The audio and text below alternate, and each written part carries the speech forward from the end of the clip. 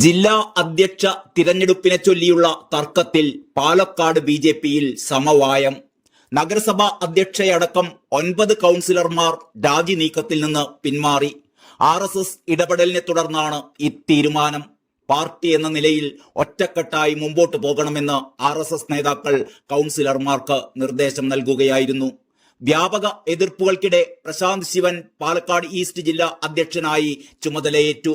നഗരസഭാ അധ്യക്ഷയും വൈസ് ചെയർപേഴ്സണും അടക്കം 9 കൗൺസിലർമാരാണ് ജില്ലാ അധ്യക്ഷനെ തീരുമാനിച്ചതിൽ പ്രതിഷേധിച്ച് രാജ്യഭീഷണി മുഴക്കിയിരുന്നത്. സന്ദീപ് വാര്യർ ഇവരെ കോൺഗ്രസിലെത്തിക്കാൻ ശ്രമിച്ചതോടെ നഗരസഭാ ഭരണം പ്രതിസന്ധിയിലായി. എന്നാൽ RSS നേതൃത്വം വിമതരെ അനുനയിപ്പിച്ചു. പരാതികൾ പരിഹരിക്കാമെന്നാണ് RSS ഉറപ്പ് നൽകിയിരിക്കുന്നത്.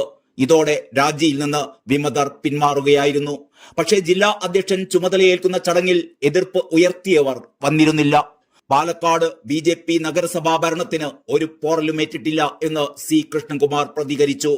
പ്രചരിച്ച കഥകളെല്ലാം തെറ്റാണ് എന്ന് തെളിഞ്ഞുവല്ലോ. ബി.ജെ.പി ദേശീയ അധ്യക്ഷൻ അംഗീകരിച്ചാൽ പിന്നീട് ഒരു ചർച്ചകളുടെയും ആവശ്യമില്ല. ബി.ജെ.പിയിൽ പൊട്ടിത്തെറി എന്ന് പ്രചരിപ്പിച്ചത് ഇവിടുത്തെ മാധ്യമങ്ങളാണ്. ദേശീയ നേതൃത്വം പറയുന്നത് അച്ചടക്കത്തോടെ നടപ്പിലാക്കുന്നതാണ് ബി.ജെ.പിയുടെ പാരമ്പര്യമെന്നും C. കൃഷ്ണകുമാർ അവകാശപ്പെട്ടു. തൽക്കാലം പ്രശ്നം ഒത്തുതീർന്നുവെങ്കിലും ഉപതെരഞ്ഞെടുപ്പ് മുതൽ പാലക്കാട് ബി.ജെ.പിയിൽ തുടരുന്ന പ്രതിസന്ധി പാർട്ടിക്ക് നിരന്തരം വെല്ലുവിളിയാകുന്നുണ്ട് എന്ന് തന്നെയാണ് രാഷ്ട്രീയ നിരീക്ഷകരുടെ വിലയിരുത്തൽ. പാലക്കാടിന് പിന്നാലെ മറ്റു പലയിടത്തും പരാതി ഉയർന്നിട്ടുണ്ടെങ്കിലും നേതൃത്വം തീരുമാനിച്ചവർ തന്നെ എല്ലായിടത്തും ചുമതലയേൽക്കുകയുണ്ടായി.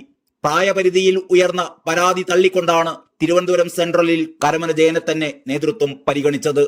കൂടുതൽ വോട്ട് കിട്ടിയതിനേക്കാൾ മറ്റു പല ഘടകങ്ങളും കൂടി പരിഗണിച്ചാണ് നേതൃത്വം പുതിയ അധ്യക്ഷന്മാരെ തീരുമാനിച്ചത്.